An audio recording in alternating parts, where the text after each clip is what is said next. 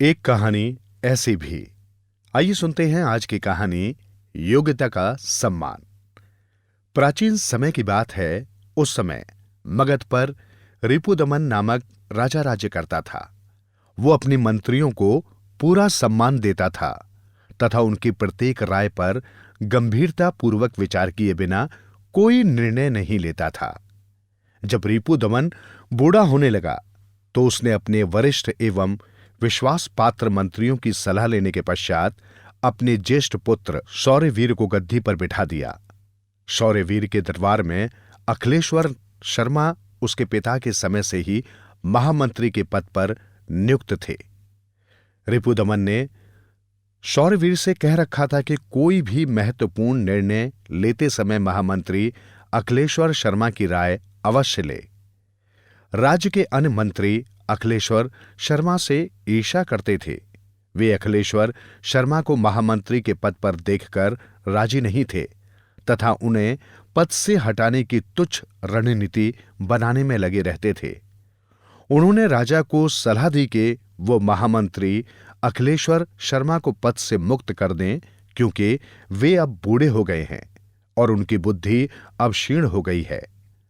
राज्य के महत्वपूर्ण निर्णय लेने में वे अब सक्षम नहीं हैं। युवा राजा शौर्यवीर मंत्रियों की चाल में आ गए। उन्होंने अखिलेश्वर शर्मा को उनके पद से हटाकर विष्णुधर को उनके स्थान पर महामंत्री बना दिया। विष्णुधर अखिलेश शर्मा के समान योग्य नहीं था। बात महाराज के पिता रिपुदमन के पास पहुंची। उन्हें एक युक्ति सूझी। उन्होंने नए महामंत्री को बुलाया और कहा कि शाही बाग में एक कुतिया ने बच्चों को जन्म दिया है। तुम जाओ और पता करके आओ कि कुतिया ने कितने बच्चों को जन्म दिया है। विष्णुधर घोड़े पर सवार होकर शाही बाग में पहुंचा और अपना काम करके वापस राजमहल लौटा। महाराज के पिता ने रिपुदमन ने पूछा कि कुतिया ने कितने बच्चों को जन्म दिया है, तो उन्होंने बताया कि कुतिया ने 4 बच्चों को जन्म दिया है। महाराज ने अगला प्रश्न पूछा कि कितने बच्चे नर और कितने मादा हैं। महामंत्री को इस बात का उत्तर मालूम नहीं था। वे दोबारा बाग में पहुंचे तथा इस प्रश्न का उत्तर पता करके रिपुदमन को बताया।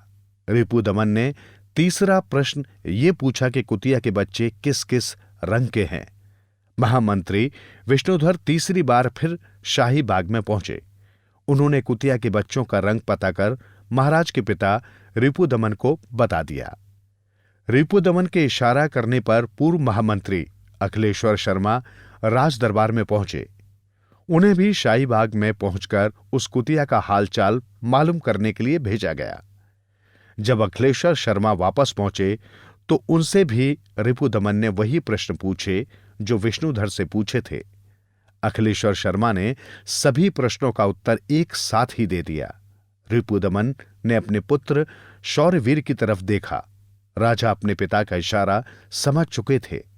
उन्होंने अखिलेश्वर शर्मा को पुनः महामंत्री बना दिया तथा विष्णुधर को उनके पुराने पद पर नियुक्त कर दिया।